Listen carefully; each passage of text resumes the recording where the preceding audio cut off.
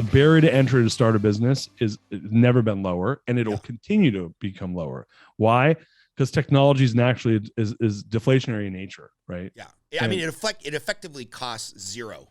At no time could you open a social media channel, become a wholesaler or a reseller on Amazon, and like literally just use arbitrage to move goods from this bucket to this bucket people were always using arbitrage through the entire world economic system, but it's never been like today where there's effectively a zero cost barrier to entry.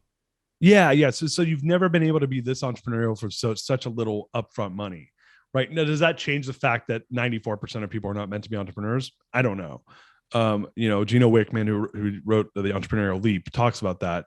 And so, but going back to my thought, which is if core values are the fundamental beliefs of a person or organization, and if we can't count on government to really be able to manage these belief systems in a way that I think people can get behind and not fight, then I think that comes from ourselves. And I think that if there's a deconstruction of corporate environments and you're seeing the rise of entrepreneurism because it's so much easier to become an entrepreneur, then I think that creates a really unique opportunity for core value driven organizations to actually create the change that we want to see in the world, right? Why? Because that's where a lot of value is created. And so when I left the CEO of my company, I started working with CEOs, and to your point, some of these are some pretty good sized businesses. And what I'm seeing with them, it kind of, it validates my thought, which is really simple. If technology is becoming commoditized, and if there's a deconstruction of corporate environments, and you're seeing the power going back into the hands of the people through a business environment, then it's only natural to state that you'll see almost a complete commoditization of the way businesses ran. Why? Technology is commoditized, price becomes more commoditized, power goes into the hands of the people. What will end up happening is that you can't compete on those different levers anymore. I can't say I'm going to go and be better at a commoditized business than you are just based off of price or technology. What's going to separate the businesses is really comes down to brand and to values. And brand is really a representation of the values of a business when it's done well. And so I really believe that in the next 10 years, we're already seeing it right now, core value driven organizations where they can get people to show up to them because they have a more meaningful brand that's truly meaningful, not just bullshit, right? They're going to have better people show up to want to be a part of something greater than themselves. And so what I'm seeing with a lot of these organizations that I work with is the ones that get that, there's a direct correlation to how much more successful they are.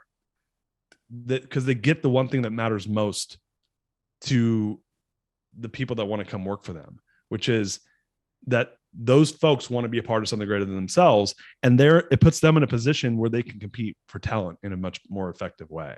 So I think that's really what I'm seeing. I think that there's a divide that's happening where people that aren't seeing that, they're not thinking of business in that way. I'm trying to be, how can I be clear about this? They're going to get fucking smoked, dude. They're going to get crushed. And because all things being equal, big tech's going to squeeze out the commodity side. If you're just competing as a commodity, like big tech will squeeze you out. You become an app. Your service is gone. Yeah. When you start looking at DeFi, you start looking at blockchain. These are things that I'm very passionate about. It is a complete automation of the middleman. Like there is no more middleman. And you look at AI, that's an automation of the menial tasks, the repetitive tasks. So you start looking at all that shit and you're like, oh fuck, man. And then you layer on top of that Moore's law, right? Which is that every 18 months the speed of technology doubles. There's a book by a guy who I interviewed on my show. I have a podcast called The Greatness Machine, which you're going to be on. His name's Jeff Booth. And I'm blanking on the name of his book right now. It's a really cool book.